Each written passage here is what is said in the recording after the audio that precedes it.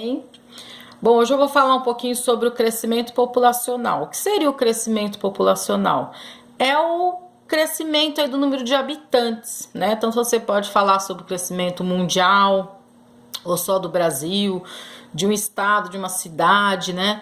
Como que é feita essa contagem? É através do censo.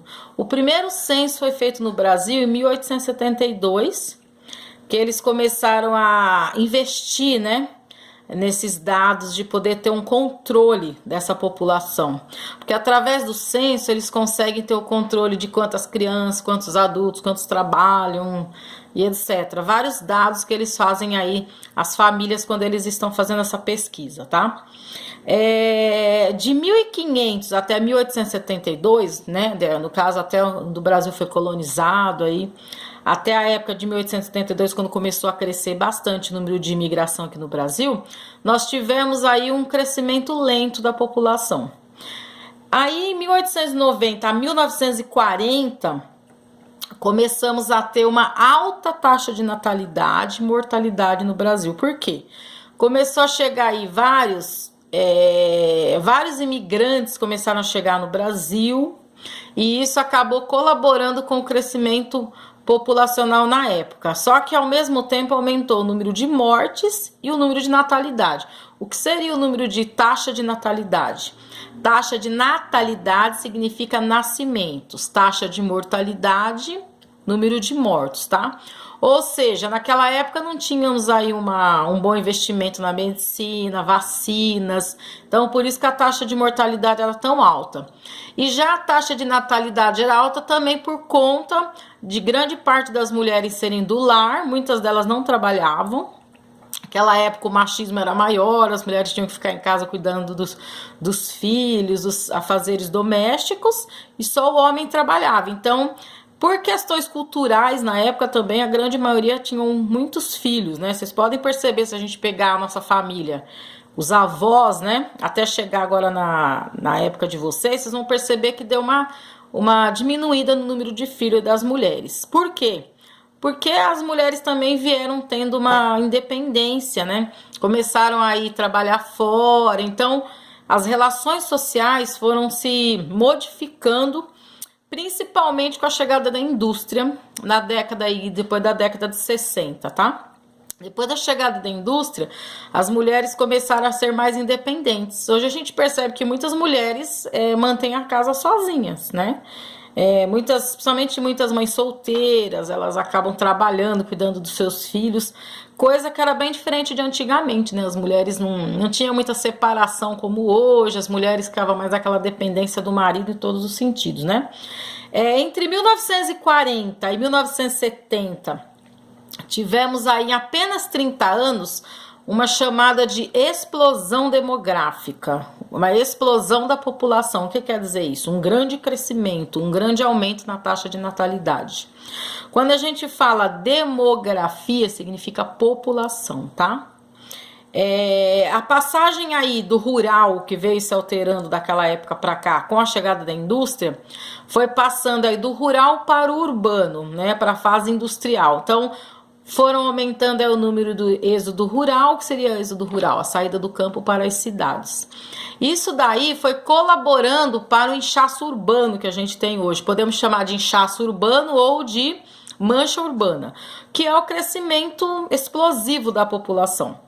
São Paulo é um grande exemplo de mancha urbana, né? Aqui tem uma grande concentração de pessoas em relação ao restante do Brasil. Então, São Paulo, Rio de Janeiro, as grandes capitais do Brasil, onde tem a maior concentração populacional, mas São Paulo está em primeiro lugar, né? Não é à toa que São Paulo está entre as maiores cidades globais do mundo, junto com Nova York e Tóquio, né? Agora eu vou falar um pouquinho da diferença do que migração, imigração e emigração. Migração é quando elas se deslocam dentro do país, então você vai mudar de um estado para o outro, de uma cidade para o outro. Imigração, quando elas chegam de um outro país e entram no Brasil, então são imigrantes com I. E emigração com E é quando sai do Brasil para ir embora para outros países, tá? Então essa é a diferença dos três, é que muita gente confunde. Hoje, o que acontece aí? Vamos falar do hoje. Hoje nós estamos tendo uma grande queda na taxa de natalidade, já por conta dessa independência da mulher, de métodos contraceptivos que vêm estar sempre se modernizando, né? Laqueaduras, né? Outros meios aí de se evitar filho, a gente chama de métodos contraceptivos. Então, hoje as mulheres têm filho se quiser, é uma opção. Antes não, antes as mulheres não tinham muitos meios de evitar filho, e é uma questão cultural também, tá? Às vezes até grande parte por questões religiosas também não evitavam filhos. Então esses métodos contraceptivos, eles vieram realmente para fazer com que grande parte das mulheres hoje tenha no máximo aí 2 filhos. É raro você ver hoje uma mulher ter 4, 5 filhos. Por quê? Por conta da independência feminina. Hoje as mulheres estão ali lado a lado no mesmo nível que o homem está. Você vê mulheres aí em cargos altos aí em empresas. Então as mulheres vieram vamos dizer, se modernizando em relação àquelas mulheres da década de 70, como a minha mãe era na época, eu a avó de vocês, tá? O que a gente vai falar um pouquinho aqui também? Da questão da pirâmide etária. O que seria pirâmide etária? Alguém já viu essa imagem aqui, né? Pirâmide etária. Ou seja, a pirâmide etária, ela mostra, é um gráfico que mostra aí o masculino e o feminino. Aqui vocês podem observar, né, ó, masculino e feminino, na unidade 12, tá, gente? Quem vocês quiserem dar uma olhada depois. Que depois eu vou mandar atividade ligada a isso que eu tô falando agora, tá? Um lado mostra o sexo masculino, outro lado o sexo feminino. E nessas camadas desse gráfico, cada camada, ó, de baixo para cima, que são os mais jovens, até chegar nos mais velhos, tá? Aqui embaixo, a gente vê aqui, ó, de 0 a 4 anos. Você vê que tá encolhendo, ó. Você percebe que tá diminuindo, ó. Tá diminuindo aqui. Aí dá uma largada aqui, que esse é o número maior de pessoas que tem na sociedade com essa faixa etária. E vai diminuindo para os mais velhos. Então, o lado masculino e o lado feminino. Aqui a gente vê que essa diminuição que tá tendo aqui nesse cantinho, isso não é muito legal. Isso quer dizer que estamos tendo taxa de natalidade. Tá nascendo menos crianças. E o nascer menos crianças, isso causa um desequilíbrio para nossa sociedade. Aparenta que não, mas causa sim. Por quê?